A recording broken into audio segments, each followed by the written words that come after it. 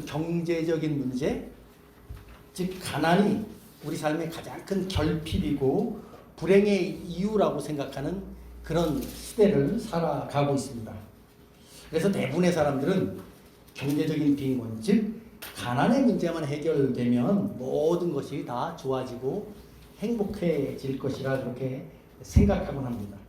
사실 물질의 부족, 즉 가난은 우리가 살아가는데 몹시 힘든 환경이죠. 왜냐하면 먹고 살아갈 것 없을 때 내가 꼭 필요한 어떤 것들을 써야 되는데 돈이 없어서 그것을 쓰지 못할 때 어느 누구도 정말 힘들어하지 않을 사람 없습니다. 우리의 생활이 고달프고 아니 다른 사람들은 다 저렇게 누리며 살아가고 있는데 왜 우리는 이렇게 살아가지 못하나 하는 안타까운 마음, 서글픈 마음 우리 마음에 들기 때문이죠. 그래서 돈 없을 때 사실 많은 사람들이 시험에 빠지기 쉽습니다. 그런데 어떤 경우에는 가난보다 부유함이, 풍요로움이 또 우리를 시험에 빠지게 할 때도 있습니다. 오늘 우리가 살펴보려고 하는 이 아브람과 롯의 이야기가 그러한 배경이 좀 되고 있죠. 지난 12절의 말씀, 특히 지난주의 말씀에서 우리는 아브라함이 기근을 피해서 애굽에 내려갔다가 그곳에서 아주 큰 어려움을 경험한 그런 사실을 좀 살펴봤습니다.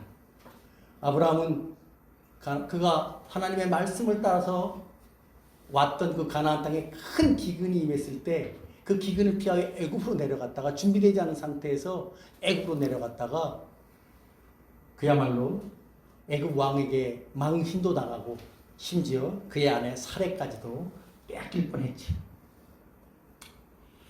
애굽 왕 바로는 아브라함을 책망하면서 왜 네 아내 사례를 나에게 누이라고 속였느냐라고 말하면서 아주 크게 책망을 하죠. 어찌 보면은 아브라함은 준비되지 않은 상태에서 그냥 단지 기근만 피하러 애굽으로 갔다가 그렇게 지도자로서의 큰 손상도 입을 뿐 아니라 무엇보다도 그 아내 사례에게는 말할 수 없는 상처를 주었을 것입니다. 어쩌면 아브라함은 그 애굽에서의 경험을 통해서 하나님 앞에서 믿음으로 살아가는 것이, 하나님을 신뢰하며 살아가는 것이 얼마나 귀한 것인가 하는 것을 아마 뼛속 깊이 깨달았을지도 모릅니다.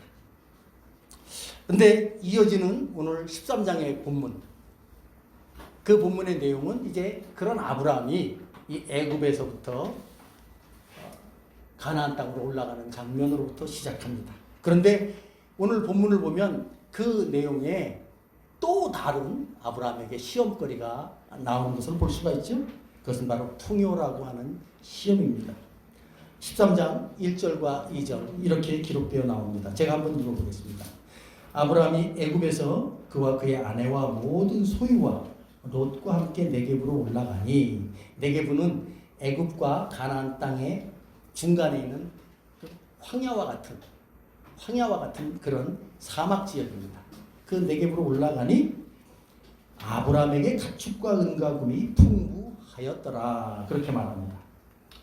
오늘 이 본문의 내용을 보면 아브라함이 애굽으로 내려갔을 때보다 애굽에서 그렇게 생피당하고 아내를 빼앗길 뻔했다가 다시 가나안 땅으로 올라가는 그 도중의 그 상황을 설명하는데, 내려갈 때보다 훨씬 더 그가 소유한 은과 금, 가축들이 더 풍성해졌다, 풍부해졌다, 돈이 더 많아졌다, 더 부유해졌다, 그렇게 말하고 있습니다. 아브라함이 어떻게 기근을 피해서 애굽으로 내려갔는데 올라올 때 그의 재물이 더 많아졌을까요? 그것은 앞서 12장의 말씀을 통해서 우리가 알 수가 있습니다. 그것은 바로 그의 아내 사례 때문이죠. 앞서도 말씀드렸지만 아브라함은 그의 아내 사례를 자기의 누이라고 속였기 때문에 애굽 왕이 그의 사례를 자신의 아내로 삼으려고 아브라함을 후대했습니다. 12장 16절에 보면 이런 말씀이 있죠. 이에 바로가 그로 말미암아 아브라함을 후대함으로 아브라함이 양과 소와 노비와 암수 나귀와 낙타를 얻었더라. 즉 일종의 애굽왕 바로는 아브라함에게 그의 누이를 자신의 아내로 이제 삼으려고 하니까 그 오락이라고 속인 아브라함에게 아주 크게 재물을 준 것입니다. 그런데 이후의 상황이 어떻게 된 것 여러분 저나 잘 알고 있죠. 하나님께서 애굽왕 바로에게 크게 재앙을 내리셨습니다. 그리고 애굽왕 바로는 그 재앙을 통해서 사례가 아브라함의 누이뿐만 아니라 아내라는 사실을 깨닫게 되고 그를 이제 애굽 땅에서 내쫓죠. 근데 내쫓는 과정에서 어떻게 했습니까? 그가 줬던 모든 재물을 다시 돌려받지 못한 것입니다. 아니 제가 생각할 땐 돌려받지 않았던 것으로 보입니다. 그만큼 애굽왕 바로는 하나님께서 그들에게 주신 재앙이 엄청나고 두려웠을 것입니다. 만약에 내가 아브라함에게 내가 준 재물을 다시 돌려줘 라고 하면은 아마 하나님께서 내게 또 재앙을 내리실지도 모르겠다라는 생각을 하지 않았을까 싶습니다. 어쨌든지 아브라함은 그가 애굽에 내려갔을 때보다 올라올 때 더 많은 재물을 소유하게 되었다. 오늘 이렇게 말하고 있습니다. 그런데 이제 문제는 뭐냐면 이렇게 재물이 많아졌는데 그게 도리어 이제 아브라함의 일행 가운데 어떤 어려움이 되었다는 것이죠. 오늘 본문에 나온 내용들이 바로 그 내용이죠. 오늘 본문 5절과 6절을 보면 이렇게 그 상황을 설명하고 있죠. 우리 한번 5절과 6절 다 같이 한번 읽어볼까요? 다 같이 한번 읽습니다. 시작. 13장 5절과 6절입니다. 다 같이요. 시작. 아브라함 소가 있으므로 그 땅이 그들을 동거하기에 넉넉하지 못하였으니 이는 그들의 소유가 많아서 동거할 수 없었음이니라.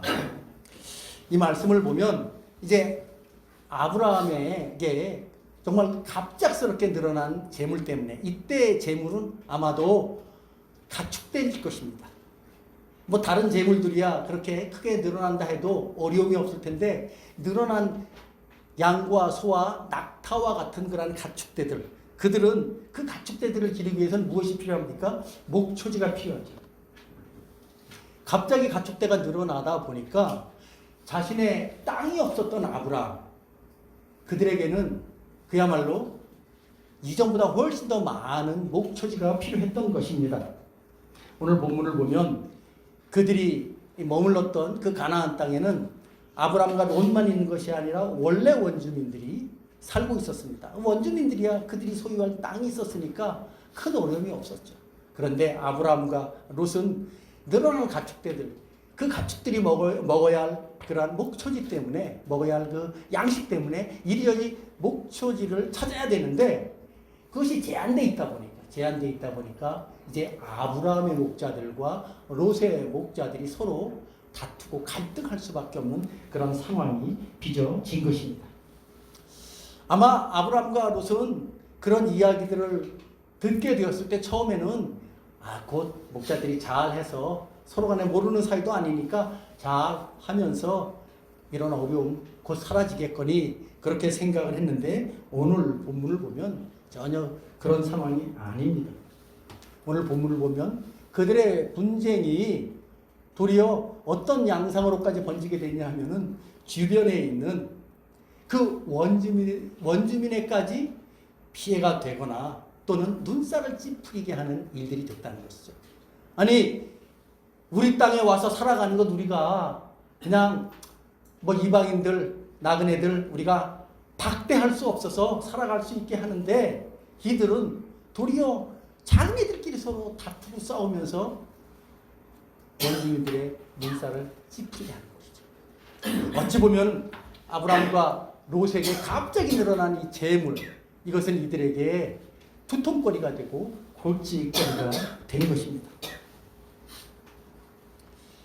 근데 사실 이러한 상황들 이때만 있었던 것 아닌 것을 우리는 삶의 경험을 통해서 깨닫게 됩니다. 오늘날에도 전혀 예상치 않았던, 전혀 준비되지 않았던 그런 상태에서 그냥 갑작스럽게 많은 재물, 큰 돈이 갑작스럽게 주어지게 되면 때로는 그것이 우리의 삶을 윤택하고 행복하고 복되게 하는 것이 아니라 그 재물 때문에 어려움을 겪는 경우가 종종 있는 것을 볼 수가 있죠. 여러분, 우리나라 같은 경우도 이렇게 산업화되고 갑자기 이제 도시화되면서 예전에 농사짓던 땅들이 재개발되면서 신도시가 생기는 경우가 꽤 여러 번 있었습니다. 그런 과정 속에서 그 신도시 지역에서 농사만 짓던 그러한 사람들이 갑자기 토지 보상금, 전혀 상상치 못했던, 전혀 예상치 못했던 그런 토지 보상금을 많이 받게 되는 경우가 있죠. 사실 예전부터 어느 한 마을에서 혈연공통제로 살아가다 보면은 자신의 소유의 땅도 있지만 또 어떤 땅들도 있습니까? 공동 소유의, 문중 소유의 땅들도 있습니다. 근데 이런 모든 토지들이 다 이제 정부에 의해서 수용되고 그에 따른 토지 보상금이 들어가게 이제 주어지게 되면 그것 때문에 어떻게 됩니까? 서로 한 가족들이 서로 형님 동생하며 아저씨 조카 하면서 살던 그 가족들이 그 돈 때문에 토지 보상금 때문에 좀 더 내 지분이 많다는 것을 주장하기 위해서 법정에서 서는 경우가 얼마나 많이 있습니까? 그러면서 그것 때문에 뭐 법적으로 어떤 결론이야 나겠지만 관계들은 다 깨지고 마는 경우가 참 많습니다. 그뿐입니까? 갑자기 그렇게 그날 한 해 한 해 농사 지으면서 살아갔던 사람들이 농사를 짓지 않아도 엄청난 돈들이 주어지게 되면 갑자기 주어진 그 돈을 제대로 사용할 줄 몰라서 정말 허랑방탕하게 쓰다 보면은 삶이 완전히 망가지게 되고 가정이 깨지고 부부가 이혼하게 되고 심지어 그 돈을 또 다 잘못 사기를 당하거나 그렇게 되면 극단적으로 죽는 결과도 종종 있습니다. 사실 이렇게 갑자기 주어진 부귀 때문에 갑자기 주어진 재물 때문에 어려움 당하는 경우 우리는 참 많이 보게 되는데 어찌 보면은 지금 아브람과 롯의 형편과 상황이 그와 유사한 상황이 아닌가 싶은 생각을 해보게 됩니다. 우리는 이런 말씀들을 통해서 다시 한번 깨닫게 되는 것은 참 우리가 하나님 앞에서 항상 범사에 만족하며 살아가는 것. 정말 사도 바울이 고백한 것처럼 가난에 처할 줄도 알고 부귀에 처할 줄도 아는 그런 자족한 마음으로 살아가는 것이 얼마나 귀한 것인가 하는 것 다시 한번 생각해 보게 됩니다. 오늘 이 본문을 통해서 그런 교훈도 한 가지 우리가 배울 수 있죠. 그런데 오늘 이제 본문으로 다시 들어가면 아브람과 롯의 목자가 서로 다투고 갈등하는 이러한 상황 속에서 오늘 본문을 보면 이 문제를 해결함에 있어서 아브람이 먼저 자기 자신을 희생하는 모습을 보입니다. 오늘 본문 8절의 말씀이 바로 그런 내용이죠. 우리 한번 본 8절과 9절 말씀 한번 다 같이 읽어보도록 하겠습니다. 13장 8절과 9절입니다. 다 같이 한번 읽습니다. 시작. 아브람이 롯에게 이르되 우리는 한 친족이라 나나 너나 내 목자나 서로 다투게 하지 말자. 내 앞에 온 땅이 있지 않느냐. 나를 떠나가라. 내가 좌하면 나는 우하고 내가 우하면 나는 좌하리라. 지금 이 말씀을 보면 아브라함은 롯의 목자와 그의 목자가 서로 다투고 갈등하고 그것 때문에 주변에 있는 사람들에게까지 정말 뭐라 그럴까 손가락질 받는 그런 일들이 벌어지게 되자 아브라함은 먼저 조카 롯에게 서로의 관계를 확인시킵니다. 우리는 한 친족이 아니냐. 오늘 본문에 보면 우리는 한 친족이 아니냐. 이 아브라함이 롯에게 우리는 한 친족이 아니냐라고 말하는 그 의미는 무엇이 담겨 있을까요?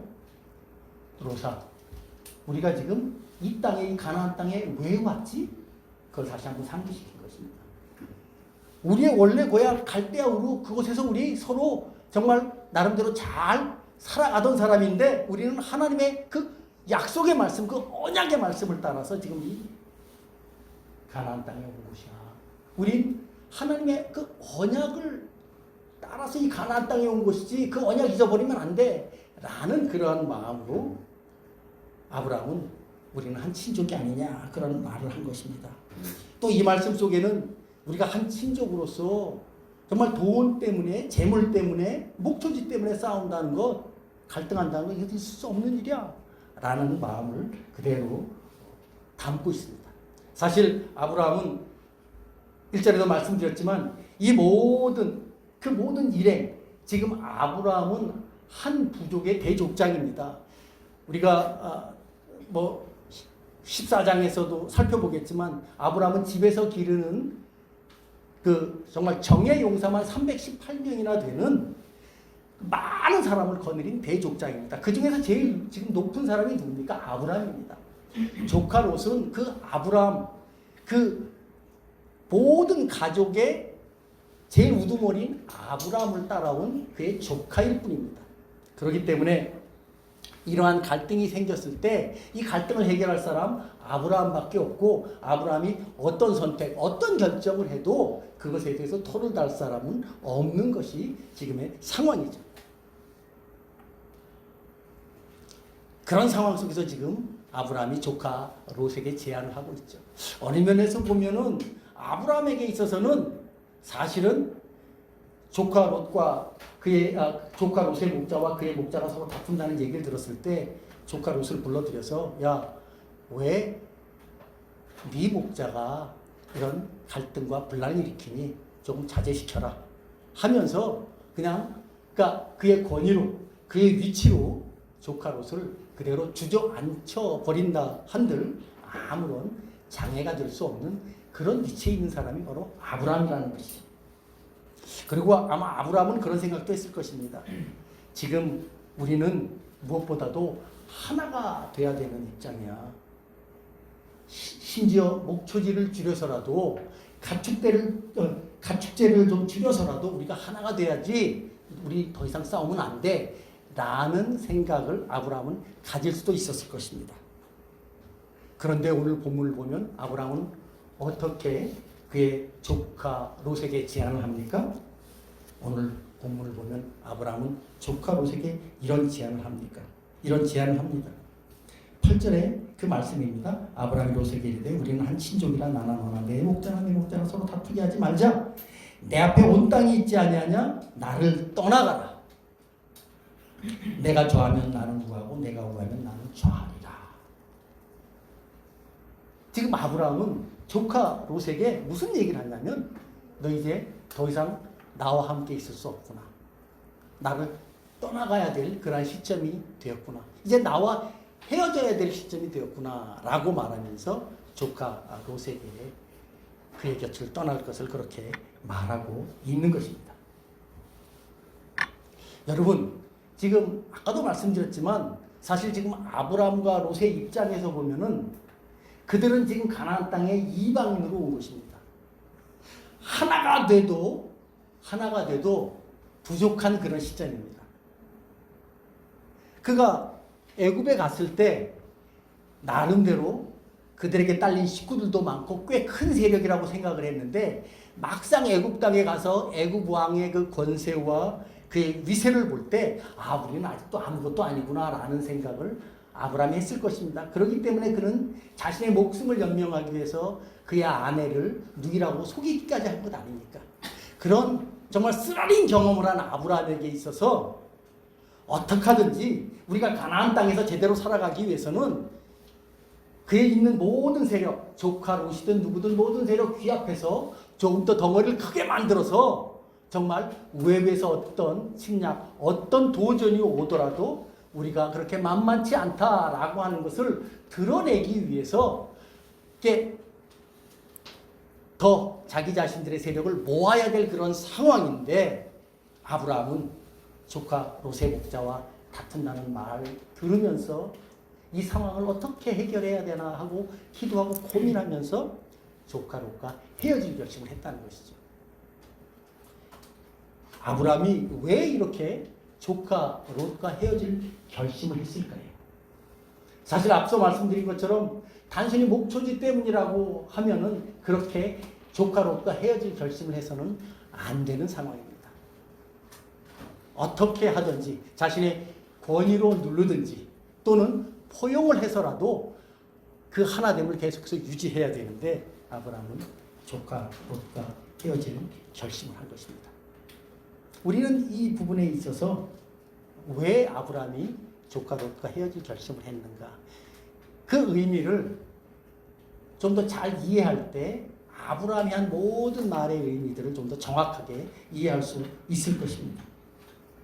사실 많은 분들이 이 말씀을 이제 나누면서 설교하면서 많은 목사님들이 아브라함이 롯에게 제안한 이 헤어지자는 제안을 하면서 네가 좋아하면 나는 우하고 나는 네가 우하면 나는 좋아하리라 라고 하는 이 말씀에 포인트를 맞춰서 무슨 얘기를 하냐면 아브라함이 얼마나 겸손한 사람이냐, 아브라함이 얼마나 양보가 많은 사람이냐 라고 말하면서 겸손과 양보의 리더십, 정말 그는 그렇게 하지 않을 수 있는 사람인데 그렇게 자신의 조카 롯에게 양보하고 겸손하게 그 모든 것을 먼저 그에게 선택하고 결정할 수 있는 권한을 준 그런 겸손과 양보의 리더십을 강조합니다. 물론 맞습니다. 아브라함은 사실 어느 면에서 보면 조카 롯에게 그렇게 양보할 필요가 없는 그런 지위에 있는 사람인데 그렇게 한 것이죠. 그런 면에서 볼 때 우리가 이 말씀을 통해서 그런 겸손과 양보의 리더십 오늘날도 필요하다, 그렇게 배울 수 있습니다. 그런데 우리가 한 가지 생각해 봐야 할 것은 아브라함이 왜 그렇게 했느냐 하는 것이죠. 아브라함이 이렇게 한 이유가 무엇인가 하는 것이죠. 왜 아브라함이 헤어질 결심을 했느냐 하는 것입니다.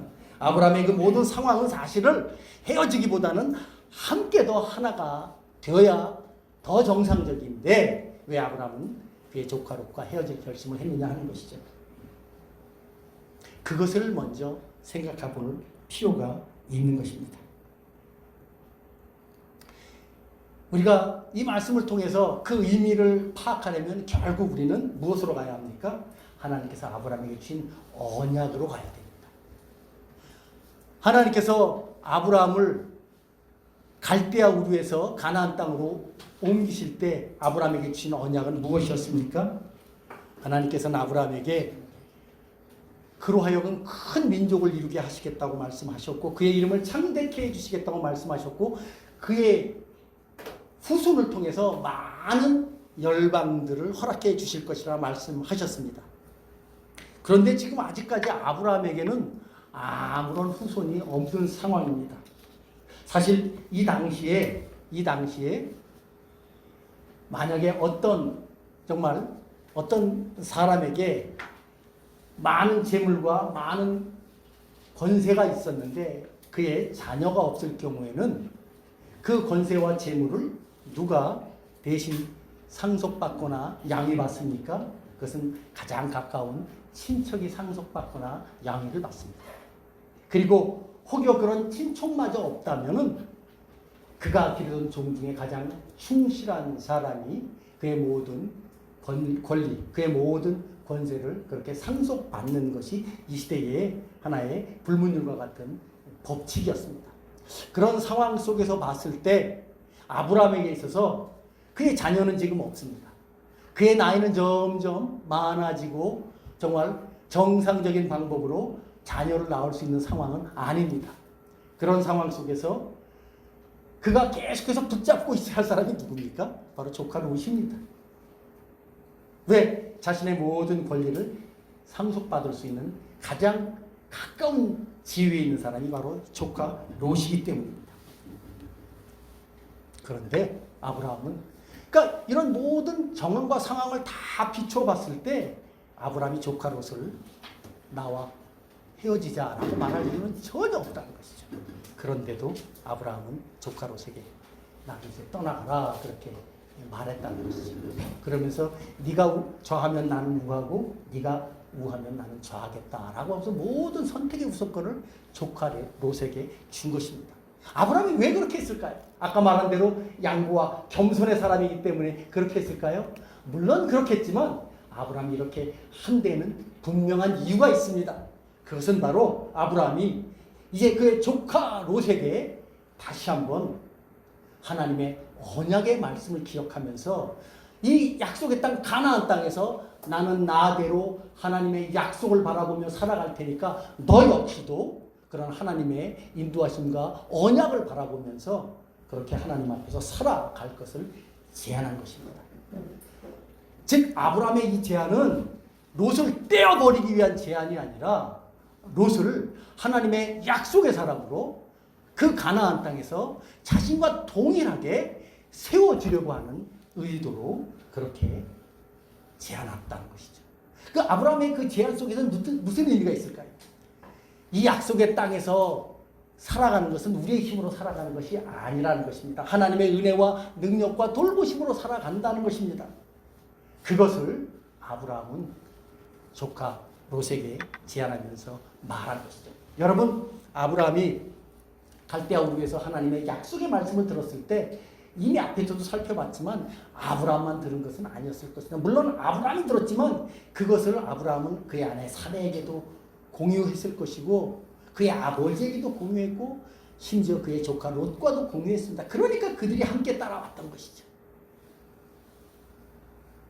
그런 차원에서 아브라함은 조카 롯에게 이제 내가 나와 헤어질 때가 되었구나. 너는 너대로 하나님을 의지하면서 이 약속의 땅에서 믿음의 가업을 이루어야 한다. 혹여라도 내가 그런 온전함이 나를 향하신 하나님의 그런 계획이 찾지 그건 아무도 알 수 없는 것이니까. 그럴 때 아브라함은 조카 롯에게도 그런 기대를 하면서 이런 식의 제안을 했던 것이죠.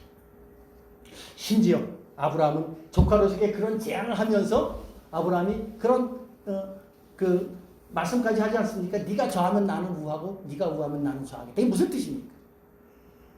너 역시 하나님의 그런 은혜와 돌보심 가운데 살아가야 되지만 나 역시 내 어떤 노력, 내가 가진 부귀, 내가 가진 어떤 권력과 내가 가진 어떤 그런 재력을 가지고 내가 내 인생을 꾸려가는 것이 아니라 하나님께서 인도해 주시고 하나님께서 도와주셔야만 하나님의 그 놀라운 약속의 말씀들이 나를 통해서 성취될 것 나는 분명하게 알기 때문에 나는 그런 믿음의 결단으로 너에게 나와 헤어질 결심을 하고 너에게 제안하는 것이다. 그렇게 아브라함은 롯에게 제안을 했다는 것이죠. 사랑하는 성도 여러분, 우리는 이 말씀을 통해서 그냥 단지 아브라함이 이제 롯과의 갈등을 해결하기 위해서 단지 아브라함이 롯과 헤어질 결심을 하고 그것을 할 때 아브라함은 정말 관대한 마음, 온유한 마음으로 그렇게 롯에게 그렇게 제안을 한 것이 아니라 정말 놀라운 하나님의 그 약속의 말씀을 롯에게도 그도 그와 같은 놀라운 약속의 말씀의 대상자임을 아브라함 나름대로 고민을 하며 기도를 하면서 그에게 그런 제안을 한다는 것이죠. 이제 문제는 그런 아브라함의 제안과 그 제안이 잘못된 것은 아니죠. 문제는 이제 그 제안을 받은 롯의 태도죠. 롯의 태도죠. 오늘 두 번째로 우리가 이 말씀을 통해서 배워야 할 것은 무엇이냐면 그런 정말 복된 제안을 받은 롯의 잘못된 태도입니다. 오늘 본문을 보면 이런 내용들이 나오죠. 롯은 그런 자신의 삼촌 아브라함으로부터 그런 제안을 받고 어떤 선택을 합니까? 오늘 본문 9절 이하의 말씀을 보면 10절 이하의 말씀을 보면 롯이 아브라함의 그런 말을 듣고 이제 선택을 하는 장면이 나오죠. 오늘 본문을 보면 롯은 아브라함으로부터 그런 제안을 받고 이제 아브라함을 떠나 독립하려고 하는 그런 입장에서 그가 취해야 할, 그가 선택해야 될 그러한 목초지를 땅을 바라보는데 어떻게 바라보냐면 10절 이하의 말씀이 바로 그 롯의 선택의 모습입니다. 제가 한번 10절 읽어보겠습니다. 이에 롯이 눈을 들어 요단 지역을 바라본지어 소알까지 온 땅의 물이 넉넉하니 여호와께서 소돔과 고모라를 멸하시기 전이었으므로 여호와의 동산 같고 애굽 땅과 같았더라. 오늘 본문을 보면 롯은 숙부 아브라함으로부터 먼저 선택권을 부여받자마자 눈을 들어서 요단 지역을 바라봅니다. 그리고 온 땅의 물이 넉넉한 지역을 선택합니다. 어찌 보면 지극히 상식적이고 합리적이고 정말 뭐라 그럴까요? 지극히 상식적이고 합리적인 선택입니다. 왜? 나쁜 땅을 선택할 수는 없죠. 그런데 오늘 본문이 말해주는 의미는 그런 식의 선택을 했다는 의미가 아닙니다. 오늘 본문이 말해주는 의미는 믿음의 선택을 전혀 하지 않았다는 것입니다.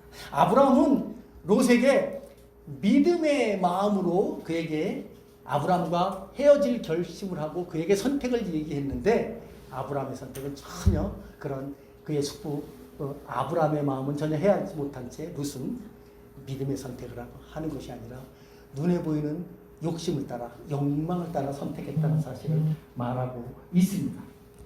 성경은 그가 선택한 그 지역이 여호와의 동산 같고 애굽 땅과 같다 그렇게 말하고 있죠. 여호와의 동산, 풍요가 넘치는 땅이죠. 애굽 땅, 다른 데는 다 기근이 들어도 애굽 땅은 늘 기근에서 제외될 수 있는 그런 땅입니다. 그러니까 풍성한 땅이라는 것입니다. 즉 롯은 아브라함이 말한 그러한 정말 믿음의 선택에 대한 제안을 받고 롯은 철저하게 그 믿음의 마음으로 그 땅을 선택한 것이 아니라 철저하게 자신의 욕망을 따라서 풍요를 따라서 그런 선택을 한 것입니다. 롯은 다른 어떤 조건보다도 풍요함이 넘치는 물질적인 안정을 택하는 그런 결정을 한 것이죠. 아브라함은 하나님의 말씀을 따르는 그런 선택을 한 반면에 롯은 자신이 보기에 물질적으로 여유롭고 풍요로운 지역을 선택한 것입니다. 그런데 오늘 본문을 보면 아브라함은 그런 롯의 선택에 좋은 점수 주지 않습니다. 하나님께서는 그런 롯의 선택에 대해서 이렇게 말씀하시죠. 마지막 13절에 보면 소돔 사람은 여호와 앞에 악하며 큰 죄인이었더라 라는 말씀을 주십니다. 그리고 10절 마지막 부분에 보면은 소돔과 고모라를 멸하시기 전이었으므로 여호와의 동산과 같고 애굽 땅과 같았더라 라는 말을 합니다. 그러니까 그 땅의 풍요로움을 갖고 그 땅의 백성들은 무엇에 썼단 말입니까? 그냥 하나님 앞에 죄 짓는 일에만 썼다는 것입니다. 그런데 이런 말씀들이 기록된 것은 아브라함이나 롯이나 그런 상황들, 그런 형편들 다 알고 있다는 뜻입니다. 그런 형편과 상황들 다 알고 있음에도 불구하고 롯은 믿음의 선택을 한 것이 아니라 정말 물질의 풍성함을 따른 선택을 함으로써 자기 자신을 죄악의 길로 몰아간 것, 그것을 오늘 성경은 말해주고 있습니다. 사실 롯의 이러한 선택의 의미는 무엇입니까? 마치 오늘날로 보면 이런 선택을 하는 거랑 똑같아요. 무슨 일이 참 저 일만 하면 돈을 많이 번대. 근데 나중에 그 일을 하려고 보니까 그 일이 불법적인 일이에요. 해서는 안 되는 일이에요. 근데 수입이 된대, 돈이 된대. 그래서 그 일을 하는. 그것과 유사한 상황이죠. 그것과 유사한 상황입니다. 롯은 믿음의 사람으로서 소돔과 고모라 쪽으로 가서는 안 되는데 오늘 본문을 보면 그는 그러한 정말 선택과 결정을 함으로써 하나님 앞에서 이제 크게 심판받는 그런 자리에까지 가는 것을 보게 됩니다. 사실 우리는 그 이어지는 이제 말씀들을 통해서 롯의 결말과 아브라함의 결말을 어느 정도 알고 있죠. 어떻게 보면 아브라함과 롯 똑같이 하나님 앞에서 부르심을 받았습니다. 그의 고향 갈대아우르에서 똑같이 떠나왔습니다. 그리고 그 땅에 가나안 땅에 정착하면서 또 애굽 땅으로 내려가서 똑같은 고난도 겪었고 또 정말 예기치 않았던 그런 부도 얻게 되었습니다. 그런데 그런 과정 속에서 아브라함은 분명한 믿음의 결단을 통해서 믿음의 조상이 되는 길들을 살아가는 모습을 오늘 보여주면서 반면에 롯은 그러한 아브라함의 그러한 정말 매우 복된 그런 제안을 받으면서도 그는 믿음의 길을 가지 못한 채 그런 불신앙의 길, 죄악된 길로 그런 선택을 함을 통해서 하나님 앞에서 크게 심판받는 그런 자리에 서게 된 것. 그것이 바로 오늘 본문이 우리에게 주는 큰 교훈입니다. 칼빈은 이런 롯의 결정, 이런 롯의 행동을 보면서 이런 식으로 이야기를 합니다. 롯은 그가 요단 동편 쪽을 택하면서 낙원으로 가는 것 같이 생각했지만 결국 그는 지옥의 가장 밑바닥으로 들어가는 안타까운 결정을 했다라고 말입니다. 자, 이제 설교를 맺겠습니다. 사실 우리는 매일매일 선택하고 결정하는 그런 삶을 살아가야 됩니다. 아브라함처럼 믿음의 선택을 할 수도 있고 롯처럼 욕망에 물들어서 자신의 욕심을 따라서 살아가는 선택을 할 수도 있습니다. 하나님께서 믿음의 조상 아브라함의 생애 가운데 있었던 수많은 사건들 가운데 이 사건을 성경에 기록해서 우리들에게 들려주시는 이유가 무엇일까요? 그것은 바로 우리들이 무슨 결정과 선택을 할 때 하나님 앞에 기도하면서 아브라함처럼 믿음의 선택을 하도록 권면하시기 위함입니다. 아브라함은 자신이 좀 손해가 되는 일이 있더라도 하나님 앞에서 믿음의 선택을 하고 그 제안을 그의 조카 롯에게 함으로써 하나님께서 기뻐하시는 그런 삶을 산 반면에 롯은 그런 아브라함의 놀라운 믿음의 선택에 따른 제안을 받았으면서도 결국 그는 어리석은 선택을 함으로써 또 하나님 앞에서 크게 심판받는 모습을 보게 됩니다. 오늘 우리가 자세하게 살펴보지는 않았지만 14절 이하의 말씀을 보면 하나님께서 이제 아브라함이 그의 조카 롯을 떠나보내고 나서 얼마나 그 마음이 허전했을까요? 자기 자식처럼 생각했던 그런 롯이었는데 그의 조카 롯을 떠나보내면서 그 허전한 마음을 가진 아브라함에게 나타나십니다. 다시 한번 나타나셔서 아브라함에게 그의 눈을 들어 동서남북 사방을 바라보도록 하면서 그가 한 믿음의 그 놀라운 결단과 제안을 하나님께서 축복해 주십니다. 이제 네가 돌아보는 이 모든 것 동서남북 모든 땅 네 소유가 될 것이다. 네 자손의 소유가 될 것이다. 너로부터 태어나는 자녀들 땅의 티끌처럼 많게 해주실 것이다 라고 말씀해 주시면서 믿음의 결단을 한 아브라함을 축복해 주시는 하나님의 모습을 봅니다. 아브라함은 그러한 하나님의 위로를 받고 그 땅에서 하나님께 제단을 쌓으면서 하나님께 영광을 돌리면서 하나님과 동행하는 삶을 살아간 것, 우리는 이어지는 말씀을 통해서 보게 됩니다. 사랑하는 성도 여러분, 사실 우리는 다 이제 생활해 나가면서 매일매일 우리의 삶이라는 것이 선택과 결정의 연속이죠. 우리가 어떤 선택을 하고 어떤 결정을 할 때 그 선택과 결정 하나님께서 기뻐하시는 하나님의 말씀에 합당한 그런 선택과 결정을 하셨으면 좋겠습니다. 여러분, 사실 우리가 우리 자신에 대해서도 모르고 우리 자신의 삶에 대해서 더군다나 우리에게 정말로 중요하고 좋은 것, 우리에게 유익한 것 우리가 아무 때도 우리는 모릅니다. 그러나 하나님은 정말 내게 필요한 것, 나에게 정말로 유익한 것, 정말로 내가 가야 할 길 하나님이 나보다 더 잘 알고 계시죠. 우리가 하나님의 말씀을 따라 믿음으로 선택한다는 것은 그런 나보다 나를 더 잘 알고 계신 그런 하나님을 의지하면서 살아가는 것입니다. 우리가 성경 말씀을 통해서 그런 믿음의 선택을 배우고 그런 믿음의 길을 가는 그러한 삶을 살아갈 때 하나님께서는 우리의 삶을 축복해 주실 것이고 우리의 삶을 통해서 영광을 받아 주신다는 것이죠.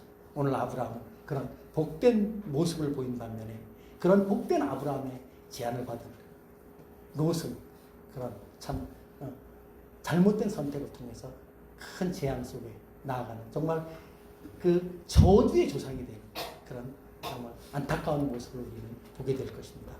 바라기는 이런 말씀을 통해서 다시 한번 우리에게 주어진 삶을 주님과 함께 동행하면서 아름다운 믿음의 선택을 하는 저와 여러분 되시길 예수님의 이름으로 축원합니다. 기도하겠습니다. 하나님 감사합니다. 오늘 우리 아브라함의 선택을 봅니다. 아브라함이 정말 그 조카 롯과의 갈등이 생겼을 때 그는 참으로 아름다운 믿음의 선택을 하는 모습을 보입니다. 우리는 이런 아브라함의 선택을 보면서 아브라함의 양보심, 겸손함 그것들을 생각하지만 그 밑바닥에 깔린 것은 바로 하나님의 약속에 대한 그러한 온전한 믿음이었다는 사실을 우리가 다시 한번 생각해 보게 됩니다. 하나님, 우리가 이제 인생을 살아가면서 우리 역시도 이 세상에서 수많은 선택과 결정을 하면서 살아가야 되는데 그런 선택과 결정을 할 때 아버지 하나님, 우리의 욕심을 따라서 선택하고 결정하지 않게 하여 주시옵소서. 하나님의 약속의 말씀을 따라서 신앙을 따라서 주님께서 기뻐하시는 길을 따라서 우리가 그렇게 선택하고 결정해 나갈 수 있는 우리 모두가 될 수 있도록 인도하여 주시옵소서. 그래서 아브라함처럼 우리 역시 하나님으로부터 칭찬받고 믿음의 인정을 받는 그러한 복된 인생들이 될 수 있도록 주께서 축복하여 주시옵소서. 감사드리며 예수님의 이름으로 기도하옵나이다. 아멘.